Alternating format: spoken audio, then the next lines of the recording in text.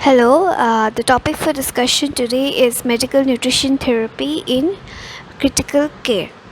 Okay, so when we come to critical care, means the patients who are very critically ill, they are in ICU, they need a respirator or ventilator, or patients who have acute cancer or have undergone a very severe or chronic surgery.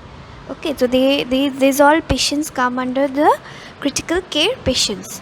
Now there are two types of nutrition which we deal in the critical care. One is your enteral nutrition and the other is your parenteral nutrition. So let me talk you through to the enteral nutrition. Now, what is enteral nutrition? Enteral nutrition is administration of a specialized liquid food mixture that contains proteins, carbohydrates, lipids, vitamins, and minerals into the stomach or bowel through tube feeding. Okay, we have discussed this earlier in adaptation of therapeutic nutrition as well. Now, although enteral nutrition may be administered orally, enteral nutrition in hospital patients generally refers to products administered through a nasogastric tube that delivers the enteral nutrition product directly to the stomach, duodenum, or the jejunum. Okay, these are the part of your stomach.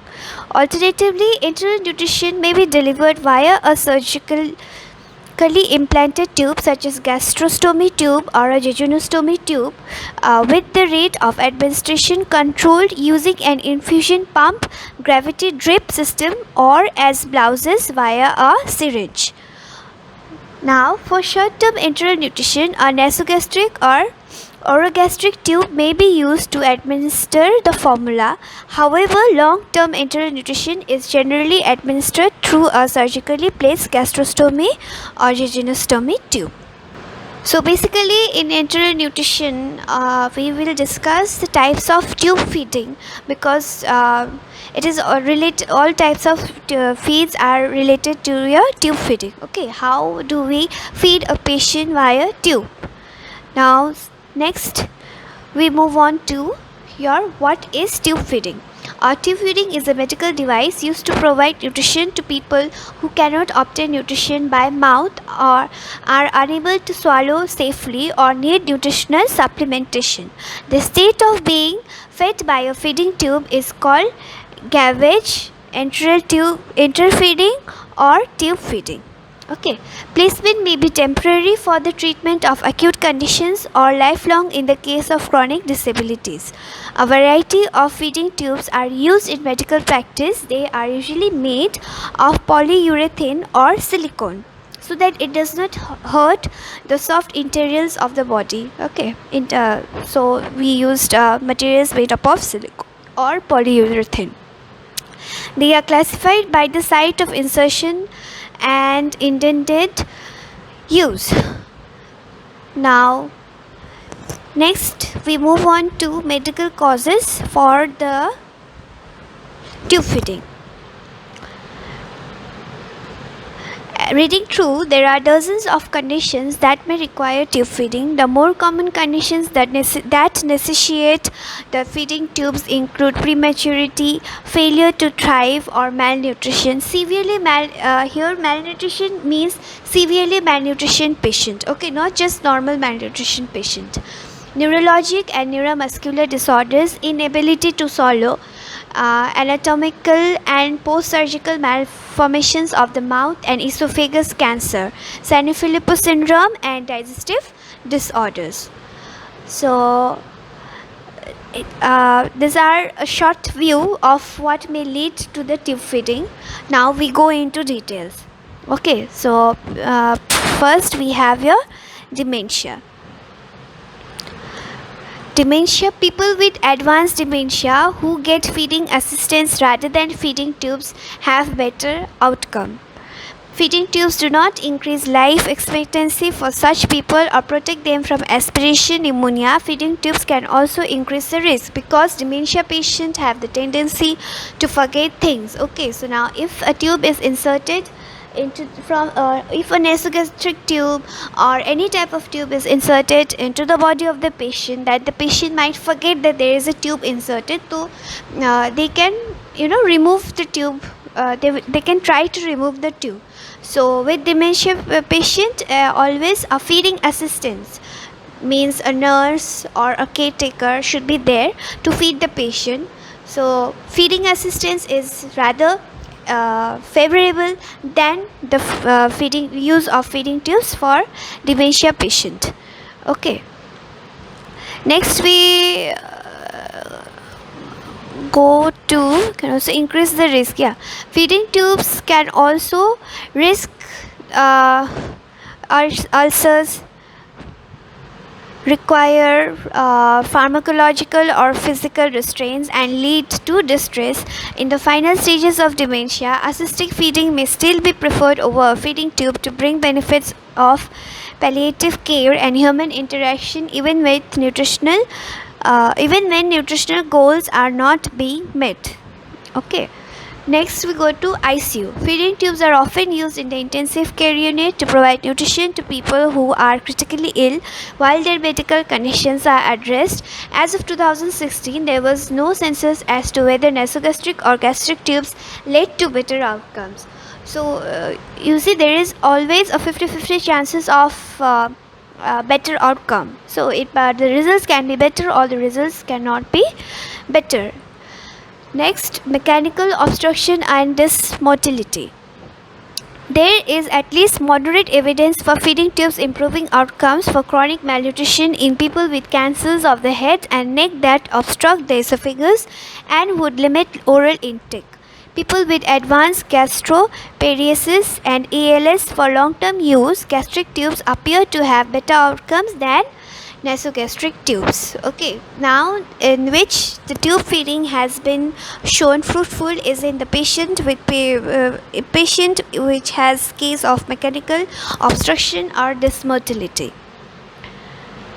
So we have discussed it, and yeah, there are GI surgery. People who have surgery on their throat or stomach often have a feeding tube while recovering from surgery.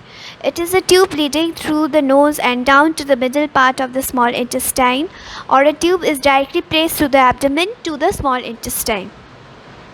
Okay, and in GI surgery, mostly the tubes are left there for initial feeding. Like it is generally removed. Okay, it does not stay permanently out there. So that people do not have the dependency of feeding tubes related to surgery cases. In case of children, feeding tubes are used widely in children with excellent success for a wide variety of conditions. Some children use them temporarily until they are able to eat on their own, while other children require them for long term. Some children only use feeding tubes to supplement their oral diet, while others rely on them excessively. This also again depends upon the condition of the children, condition of disease of the children that the children is having. Okay, so now we move on to types of tube feedings. The most common types of tubes include those placed through the nose, including nasogastric, nasoduodenal, and nasojejunal tubes, and those placed directly into the abdomen, such as gastrostomy, gastrojejunostomy, or jejunostomy feeding tube. Okay, so as the terms is self-explanatory, so I don't think so I have to explain what is the meaning of nasoduodenal, nasojejunal, or gastrojejunostomy.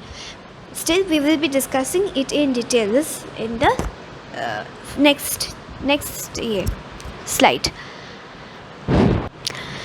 Nasogastric feeding tube. A nasogastric feeding tube or NG tube is passed through the nares or nostrils, down the esophagus, and into the stomach. This type of feeding tube is generally used for short-term feeding, usually less than a month, though some infants and children may use an NG tube for long-term.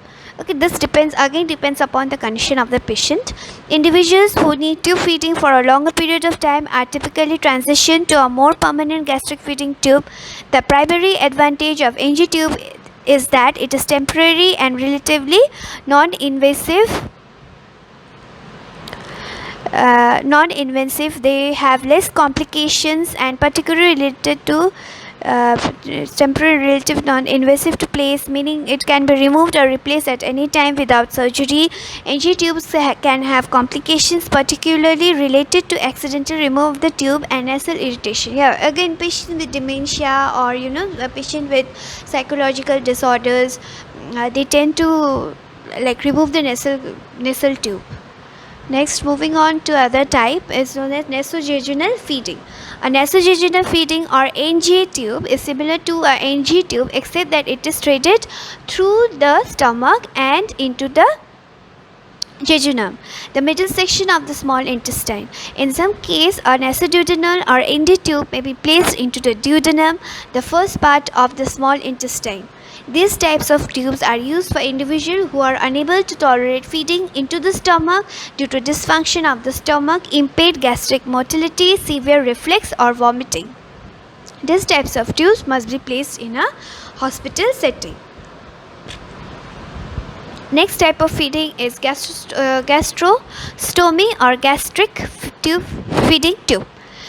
A gastric feeding tube, G-tube or button, is a tube inserted through a small incision in the abdomen into the stomach and is used for long-term enteral nutrition.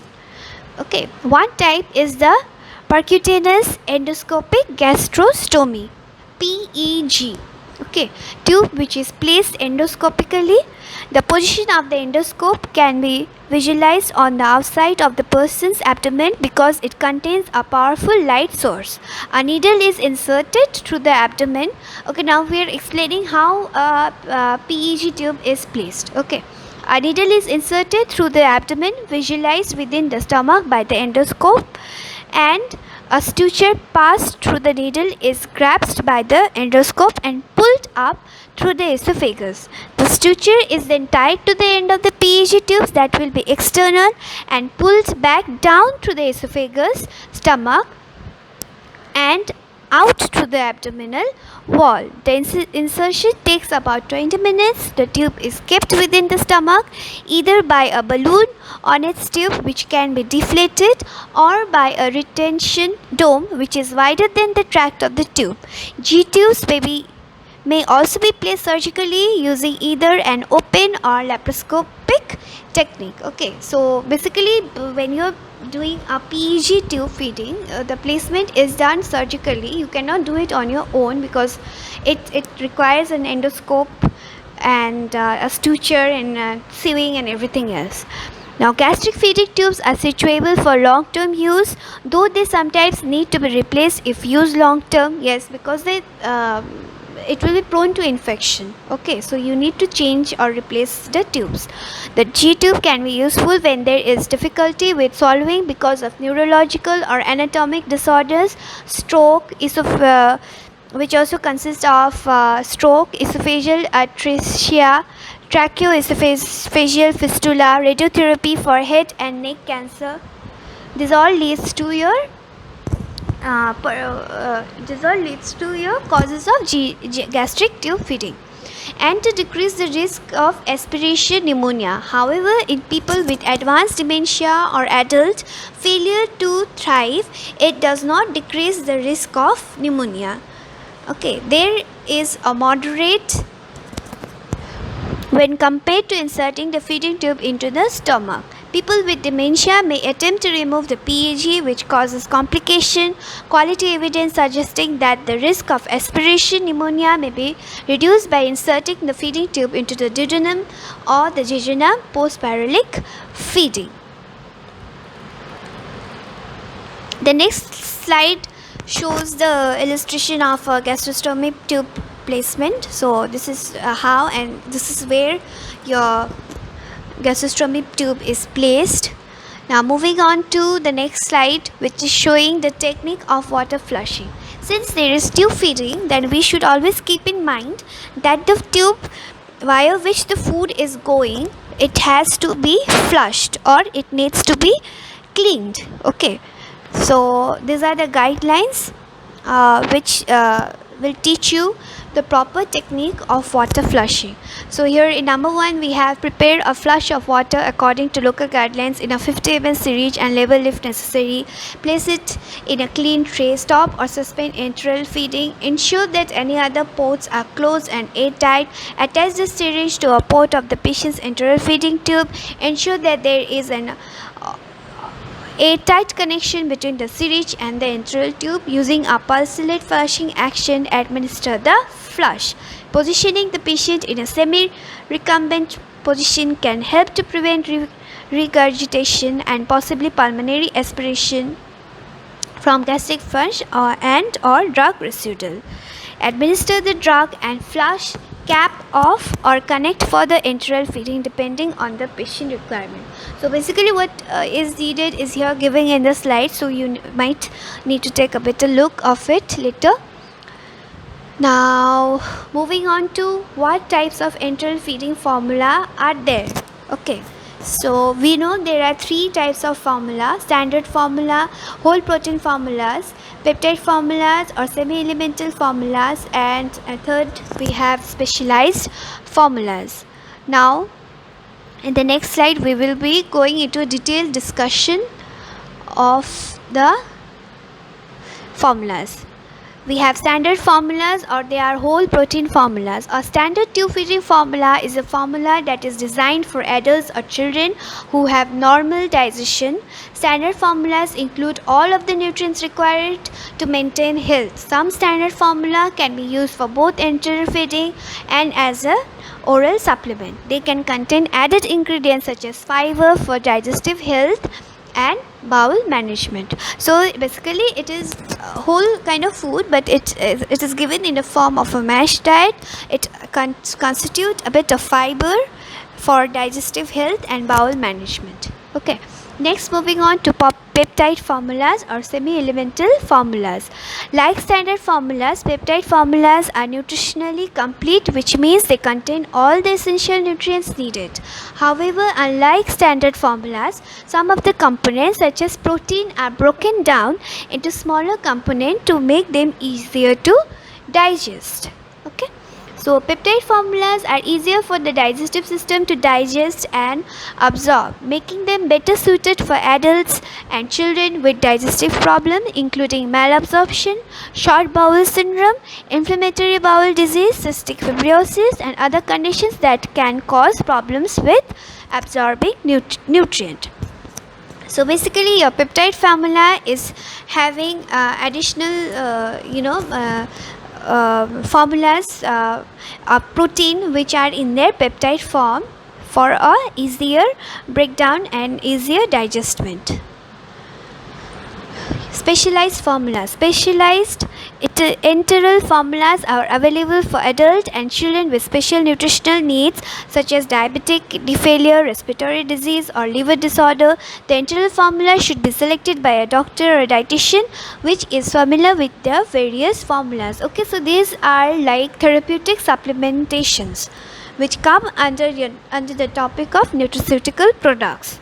Okay, for particular therapeutic as you know, therapeutic nutrition are tailored to supply a particular nutrient-rich diet to a patient suffering from various kind of diseases. So they also require the use of nutraceutical products. So specialized formulas are containing those nutraceutical products which are target based, which are tailored, okay, for the therapeutic condition or the therapeutic patients. Now next, moving on to key components of the enteral nutrition formulas. As with any food source, the key components of enteral nutrition include protein, carbohydrates, and fat. The characteristics of these macronutrient components vary. However, for example, nutrient components may be hydrolyzed or broken down to various degrees to aid in digestion. The protein component of enteral nutrition may be composed of polypeptides, oligopeptides, partially hydrolyzed, or free amino acids which are fully hydrolyzed. Although short-chain polypeptides and oligopeptides are easily absorbed, free amino acids may not be absorbed efficiently. The carbohydrate components of enteral nutrition may include polysaccharides, oligosaccharides, and fiber. Of these components, oligosaccharides can be absorbed. Carbohydrates, polysaccharides such as starch may be broken down into simple sugars through enzymatic process, while fiber may be fermented by gut bacteria to form short chain fatty acids. Okay, now as we know that all these things constitute in a enteral nutrition formula. So these are the certain nutrients or in hydrolyzed form or in their oligopeptides form present in the formulas, which help to give nutrition to the patient in the enteral who are dependent on their enteral feeding through the formulas. Now, what kind of formula is supposed to be given to the patient? Isotonic formula is a standard for enteral nutrition of critically ill patients, but nutrient-dense formulas are preferred in some ICU settings to facilitate nutrient delivery using smaller fluid volumes. In the current study, the hospital formula that constitutes the most of the patient's feeding formula was low in density, about half of density of ideal isotonic formula that made the patients away from the target calories and proteins as compared to ready-made formulas. This may be attributed to the lack of knowledge of staff responsible for formula preparation about formula density and its relation with adequacy. As you know that isotonic formulas, this all depends upon the osmolarity of the feed. Okay, so we have isoosmolar, hypoosmolar and hyperosmolar feed. So the feed which are isoosmolar are always given to the patient, but in other critical ill patients where there is, you have burn patients or you have patients suffering from malnutrition and all, we give a hyperosmolar feed where the constituent of the protein, carbohydrate can be a bit higher than that of the isotonic feed. So that is what is the meaning of isotonic formula, hypoosmolar formula and hypoosmolar formula. Hypoosmolar formula is a low calorie formula which is given to the patient with weight management and all. If the patient is obese and if the patient does not need to feed so much, but we need to maintain the calorie of the patient, daily requirement or intake of the patient is to be maintained.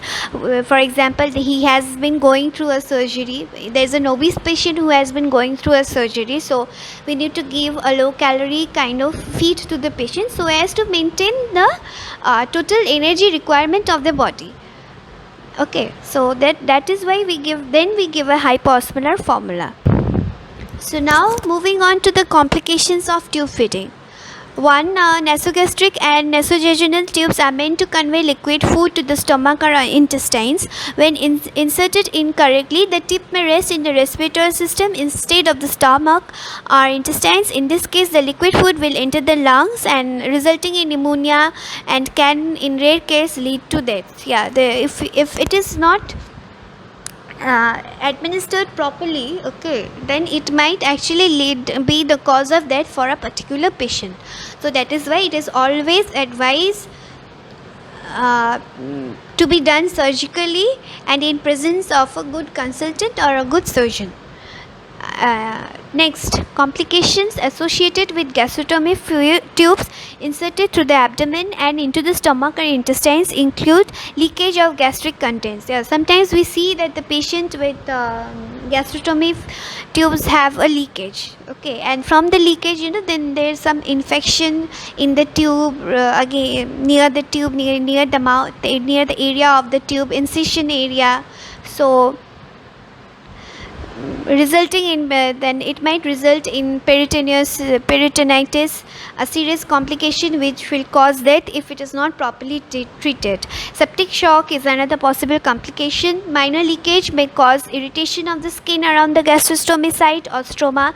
Barrier creams to protect the skin from the corrosive acid are used to manage this. Okay, a phenomenon, a very very true phenomenon, and it's a very known phenomenon which is known as tube dependency, has been discussed in the medical literature, in which a child refuses to eat after being on feeding tube.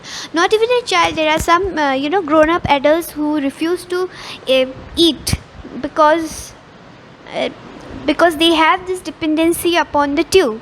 Okay, so when the tube, nasogastric tube, is removed from their system, then still they do not have the tendency to eat.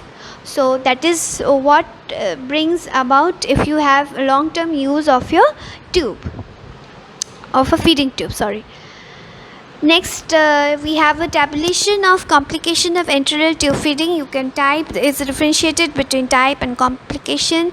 Type: insertion, complication, nasal damage, intracranial insertion, pharyngeal, esophageal pouch perforation, bronchial placement, variceal bleeding. Yeah, this is regarding your nasogastric feed, and when you are placing a nasogastric tube.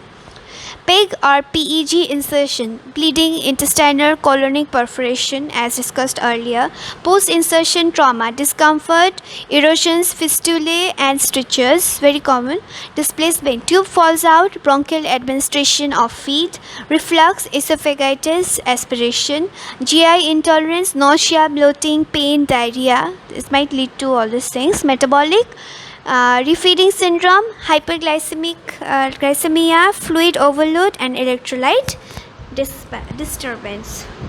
Okay, these are the complications of enteral tube feeding. So now we have discussed the enteral nutrition. So now there is another type of nutrition which is also known as your parenteral nutrition. We will start with definition of parenteral nutrition. So now what is the meaning of parenteral nutrition? Parenteral nutrition is intravenous, okay, via your veins. Administration of nutrition which may include protein, carbohydrate, fat, minerals and electrolytes, vitamins and other trace elements for patients who cannot eat or absorb enough food through tube feeding formula or by mouth to maintain good nutritional status. Achieving the right nutritional intake in a timely manner can help combat complication and be an important part of a patient's recovery. Parenteral nutrition is sometimes called total parenteral nutrition. Parenteral feeding refers to giving nutrition through a person's veins. Okay, you have to be clear, the nutrition is given via your veins, through your veins. You'll have a type of venous access device such as a port or a peripherally inserted central catheter, PICC or PIC line inserted as you can receive liquid nutrition. If this is your supplementary nutrition, it's called peripheral parenteral nutrition. PN should be initiated in patients who are hemodynamically stable and who are able to tolerate the fluid volume, protein, carbohydrate and lipid doses necessary to provide adequate nutrients. When you are getting all of your nutrient requirements through an IV, it's often called total parenteral nutrition. So this is your basic difference between PPN and TPN. Okay. Parenteral feeding can be a life-saving option in many circumstances. However, it's preferable to use enteral nutrition if at all possible. Enteral nutrition may closely mimic regular eating and can help with your immune system function. So, that is what we've discussed is your definition of parenteral nutrition. Now we are moving on to who receives the parenteral nutrition. The principal indication of TPN or total parenteral nutrition is in a seriously ill patient where enteral feeding is not possible. It may also be used to supplement inadequate oral intake. The successful use of TPN requires proper selection of patients, adequate experience with the technique and awareness of its complications. Some of the more important indications of TPN are listed below. Number 1, newborns with gastrointestinal anomalies such as tracheoesophageal fistula, massive intestinal atresia, complicated meconium ileus, massive diaphragmatic hernia, gastrititis, omphalocele or cloacal extrophy, and neglected pyrolic stenosis. Failure to thrive in infants with short bowel syndrome, malabsorption, inflammatory bowel disease, enzyme deficiency, and chronic idiopathic diarrhea. Number 3, other pediatric indications include necrotizing enterocolitis, intestinal fistulae, severe trauma, burns, post-operative infections, and malignancies. Number 4, adults with short bowel syndrome secondary to massive small bowel resection or internal or external enteric fistulae. Number 5, malnutrition secondary to high intestinal obstruction, for example, achalasia, esophageal strictures and neoplasm, pyloric obstruction and gastric neoplasm. Number 6, prolonged illness due to medical or surgical causes, for example, post-operative following abdominal trauma or polytrauma. Number 7, malabsorption secondary to sprue, enzyme and pancreatic deficiencies, regional enteritis, ulcerative colitis, granulomatous colitis, and tuberculous enteritis. Number 8, functional gastroenteritis disorders like idiopathic diarrhea, psychogenic vomiting, and anorexia nervosa, which is a type of eating disorder. Number 9, patients with depressed sensorium, for example, following head injury or intracranial surgery in whom tube feeding is not possible. Number 10, hypercatabolic states secondary to severe sepsis, extensive full thickness burn, major fractures, polytrauma, major abdominal operation, etc. 11, patient with malignancies in whom malnutrition may jeopardize successful delivery of a therapeutic option, surgery, chemo or radiotherapy. Number 2, paraplegics, quadriplegics with pressure sores in pelvic or perineal regions with fecal swelling, where fecal swelling is a problem. So paraplegic and quadriplegic means in which you are like paralysis of both hands and limbs, or both hands and limbs, one hand, one limb, like that. Okay. So we have discussed why the parenteral nutrition is given. Now next, moving on to nutritional requirement and delivery of TPN. Now, how will you deliver a TPN to the patient, and what are the nutritional requirements or of what is your TPN made? Okay. The delivery of TPN is via a large bore.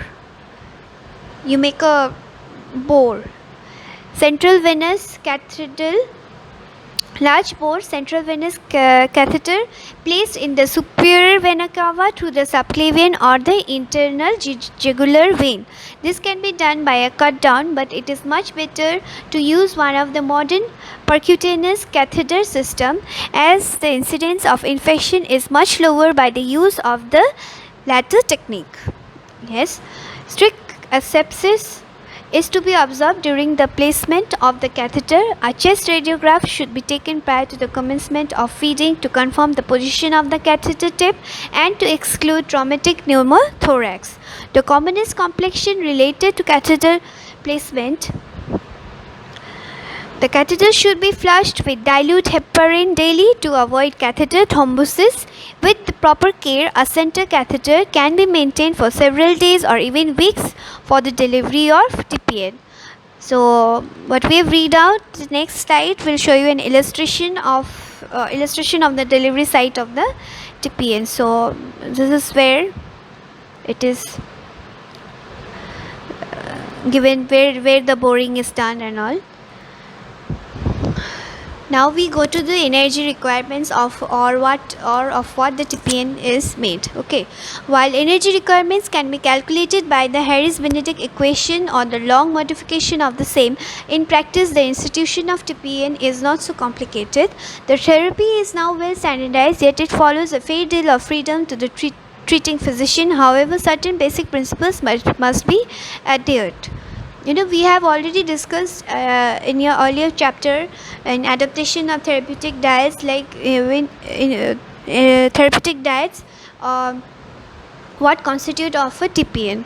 Okay, so it's the same thing basically in here, like how much should be the calorie, and in here also the 600 to 900 milliosmoles of solute per liter water should be the osmolarity of the solution. So I'm not going to details, here it's given, so you can just go through it. Now we go to the fluid requirements. 100 milliliter per kg body weight for the first 10 kg, 50 milliliter per kg for next 10 kg, and 20 milliliter per kg for each additional kg of the body weight. Compensations should be made for the additional calories, fats, and your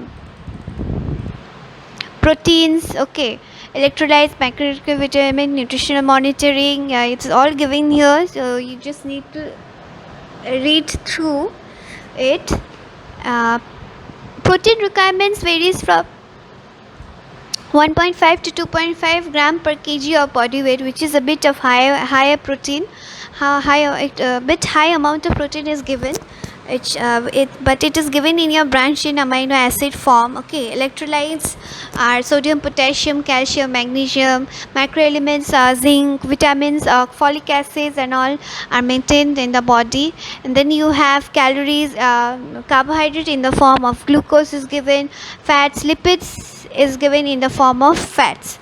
Now when you come to nutritional monitoring, it is recommended that the following parameters be measured daily during the TPN: body weight estimation, 12 hourly intake output chart, 8 hourly urine sugar estimation, serum sodium, potassium, bicarbonate, calcium chloride, calcium and chloride, blood urea, and serum creatinine, liver function test, and serum protein should be measured twice daily. So these are something which should be monitored for the patient in the ward who is admitted. Okay, so we have discussed the administration of TPN or the delivery of TPN. Now we will go to the choice between enteral and parenteral nutrition. Now if given a choice to you as a dietitian, which one you would favor more, enteral nutrition or parenteral nutrition? So the context here will state that the enteral nutrition is always obviously preferred over the parenteral nutrition, because while administering enteral nutrition there are chances of introducing oral feed to the patient, which can be taken by the patient via their mouth. But in TPN patient, the more of the complications arise, because there is immunity is compromised to a TPN patient, and also there is a matter of economic differences there, because TPN is quite expensive to administer to a patient who comes from a low economic background, yeah.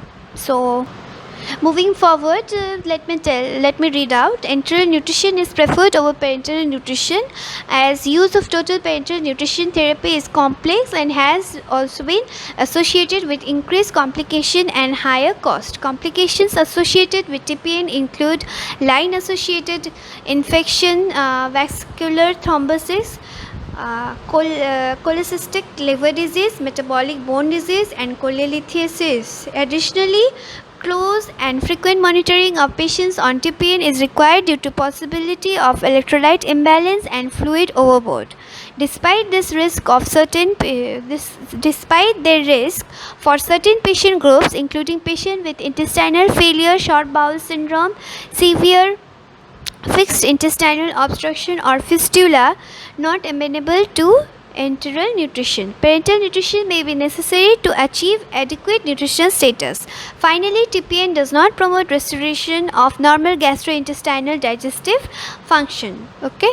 In general, enteral nutrition is preferred to parenteral nutrition as it is more physiological, cheaper, simpler and less complicated. However, even nasogastric feeding needs care are the more complex types of enteral nutrition such as gastrostomy and jejunostomy need significant intervention. It is therefore important that any institution using artificial nutrition follows strict protocols and procedure for its use. So students, we have gone through here we have gone through differences between enteral nutrition and parenteral nutrition. We have discussed the types of enteral nutrition, what sort of formula feeds are used in the enteral nutrition, what sort of feed compromises in your TPN, what is the meaning of osmolar, hypoosmolar, isoosmolar, hyperosmolar. Okay, so with any doubts or anything, you can always free to us. So with this I end the session, and I hope you understand, and please go through the PPT. It's simple enough to understand by reading through the PPT. So thank you.